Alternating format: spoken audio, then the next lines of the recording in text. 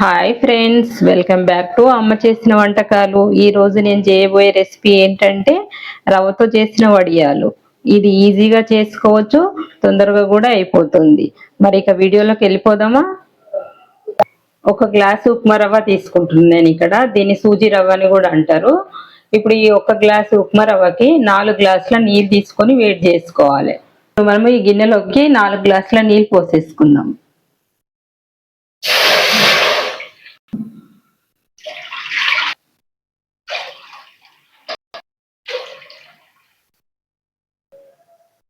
ఇప్పుడు 4 గ్లాసుల నీళ్ళు పోసుకున్నాం కదా, దీంట్లోకి ఇప్పుడు మనము సరిపడా ఉప్పును వేసుకోవాలి. నీళ్ళని బట్టి మనము ఉప్పును వేసుకోవాలి.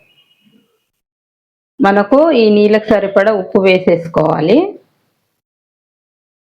ఇప్పుడు కొద్దిగా నువ్వులు వేసుకోవాలి. నువ్వులకు కొలత అనేది ఏముండదు, మనకు నచ్చినన్ని నువ్వులు మన ఇష్టం బట్టి వేసేసుకోవచ్చు.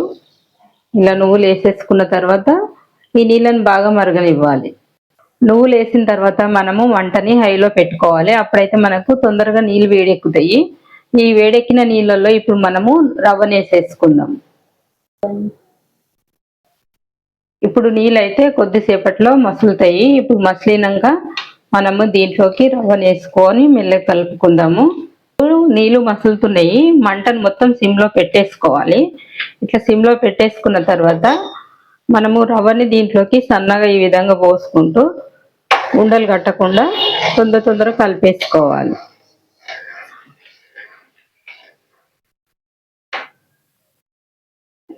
ఈ విధంగా ఎక్కడ కూడా ఉండలు కట్టకుండా స్పీడ్గా కలిపేసుకోవాలి రవ్వని. మనకు రవ్వ మంచిగా కలిస్తే వడియాలు పెట్టేటప్పుడు ముద్దలు అడ్డం పడకుండా ఉంటాయి అన్నమాట. ఈ విధంగా రవ్వని స్పీడ్గా కలిపేసుకోవాలి. 1 నిమిషం పాటు స్పీడ్గా కలిపేసుకుంటే మనకు ఎక్కడ కూడా ఉండలు రాకుండా మెత్తగా స్మూత్గా వస్తుంది పిండి. ఈ విధంగా కలుపుకోవాలి. దీంట్లో జీలకర్ర కూడా వేసుకోవాలి. జీలకర్ర ఇప్పుడు వేసుకుంటే ఏంటంటే కలర్ మొత్తం చేంజ్ అయిపోతుంది. లాస్ట్లో వేసుకుందాం జీలకర్ర.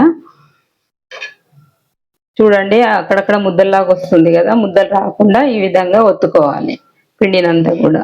అప్పుడే మనకు పిండి అనేది చక్కగా ఉడుకుతుంది. ఇప్పుడు దీంట్లో కొద్దిగా జీలకర్ర వేసేసుకుందాము. జీలకర్ర కొలత ఏముండదు, మనకు నచ్చినంత వేసుకోవచ్చు. మా ఛానల్ మొదటిసారి చూస్తున్న వాళ్ళైతే లైక్ చేయండి, షేర్ చేయండి, కామెంట్ చేయండి, సబ్స్క్రైబ్ చేసుకోండి. మన ఛానల్లో ఇంకా మంచి మంచి రెసిపీలు ఉన్నాయి, ఒకసారి చెక్అవుట్ చేయండి. ఇప్పుడు మనకు చూడండి రవ్వ అంతా కూడా ఇట్లా దగ్గరకు వచ్చేసింది కదా. ఈ కడాయి నుండి రవ్వ అంతా కూడా అతుక్కోకుండా మనకు ఇట్లా ముద్దలాగా వచ్చేంత వరకు మనం ఈ రవ్వని ఉడికించుకోవాలి. ఇట్లా కలుపుతూ ఉండాలన్నమాట. ఈ టైంలో మనము కలపకపోతే అడుగు పట్టేస్తుంది. జాగ్రత్తగా కలుపుకుంటూ పిండి ముద్దలాగా వచ్చేంత వరకు కలపాలి దీన్ని. ఈ రవ్వ అప్పుడే మనకు వడియాలు పెట్టుకోవడానికి నీట్గా స్మూత్గా వస్తాయి అన్నమాట. ఈ రవ్వ ఉడికించుకునే ప్రాసెస్ మొత్తం మనము మంటని సిమ్లో పెట్టి ఉడికించుకోవాలి. హైలో పెడితే ఏంటంటే రవ్వ ఉడకదు, మనకు వడియాలు అనేది ఎండిన తర్వాత విరిగిపోతాయి. కాబట్టి మనం మంటని సిమ్లో పెట్టుకొని మొత్తం కూడా ఈ విధంగా ఉడికించుకోవాలి. ఇలా ఉడికించుకున్న రవ్వని మూత పెట్టేసి 1 నిమిషం వదిలేద్దాం.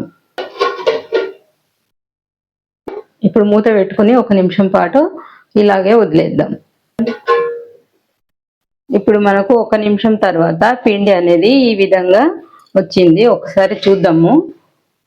ఇట్లా రావాలి మనకు పిండి. ఇది ఆరిన తర్వాత ఇంకొద్దిగా గట్టిగా అవుతుంది కాబట్టి ఇప్పుడు దింపేసుకుందాం. దీన్ని దింపేసుకొని మనం ఫ్యాన్ కింద గోరెచ్చన అయ్యిందాకా పెట్టేసుకుందాం. ఇప్పుడు రవ్వ మొత్తం మనకు చల్లగా అయిపోయింది. చల్లగా అయిపోయిన తర్వాత ఒకసారి ఇట్లా కలిపేసుకోవాలి. మనకు ఎక్కడైనా పిండి ముద్దలు కూడా ఉంటే అవి సాఫ్ట్గా అయిపోతాయి అన్నమాట. ఇట్లా ఇప్పుడు మురుకుల పిట్ట తీసుకొని ఇట్లా 3 హోల్స్ ఉన్న బిల్లం తీసుకున్నా పర్లేదు, 1 హోల్ ఉన్న బిల్లం తీసుకున్నా పర్లేదు. నా దగ్గర 1 హోల్ ఉన్న బిల్ల లేదు కాబట్టి దీంతో పెట్టుకుంటున్నా. దీంతో పెట్టుకుంటే ఏంటంటే ఒడియాలు అనేది మనకు దగ్గరగా వస్తాయి. అదే 1 హోల్ ఉన్న బిల్లతో పెట్టుకుంటేమో దూరం వస్తాయి. కాబట్టి ఒడియాలు ఒకటి ఉంటే ఒకదాంతో పెట్టుకోవడానికి ట్రై చేయండి. నేనైతే ఇప్పుడు దీంతో పెట్టేసి చూపిస్తా. ఇప్పుడు దీంట్లోకి మనము ఈ రవ్వ ముద్దను తీసుకోవాలి. ముందుగా చేతికి కొంచెం తడి అంటించుకొని రవ్వని ఈ విధంగా తీసుకోవాలి. తీసుకొని మనం దీంట్లోకి కావాల్సినంత పెట్టేసుకోవాలి. ఇప్పుడు దీని నిండా పెట్టేసుకోవాలి ఈ విధంగా రవ్వని. పెట్టేసుకున్న తర్వాత కొద్దిగా ఏమన్నా ఎక్స్ట్రా ఉంటే తీసేసుకొని ఇట్లా పెట్టేసుకొని ఇప్పుడు మనము వడియాలు పెట్టేసుకుందాం.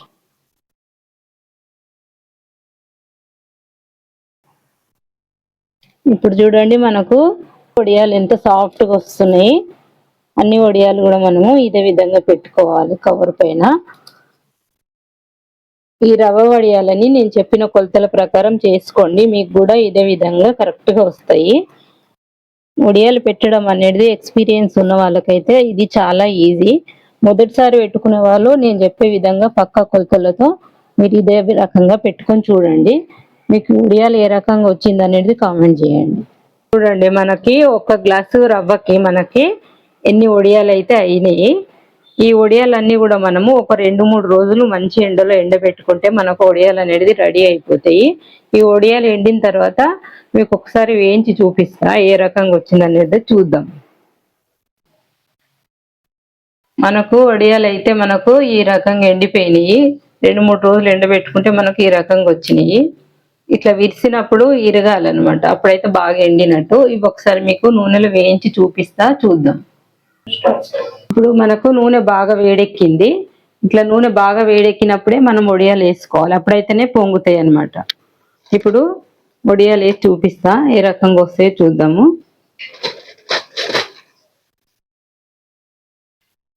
ఇట్లా మనకు ఎన్ని పడితే అన్ని వేసుకోవాలి. చూడండి ఎంత బాగా పొంగుతున్నాయి. మనకు వడియాలు ఈ రకంగా పొంగాలి. మంటను సిమ్లో పెట్టుకుంటే ఇలా పొంగాయి. మనం మంటను ఎప్పుడు కూడా హైలోనే పెట్టుకోవాలి, అప్పుడైతేనే ఈ రకంగా వస్తాయి అన్నమాట. మనకు వడియాలు అనేది చక్కగా పొంగుతాయి. ఇప్పుడు వీటిని తీసేసుకుందాం. మనకు ఎక్కువసేపు టైం కూడా పట్టదు, తొందరనే వేగిపోతాయి. నూనె కూడా ఎక్కువ ఏం పీల్చవి ఇవి. నూనె పీల్చకుండా పెట్టుకుని వడియాలంటే మనము రవ్వ వడియాలు కంపల్సరీ ట్రై చేయాల్సిందే. ఒకసారి మీరు పెట్టుకోండి, వడియాలు ఎలా ఉంటాయో కామెంట్ చేయండి, లైక్ చేయండి, షేర్ చేయండి, సబ్స్క్రైబ్ చేసుకోండి. Thank you.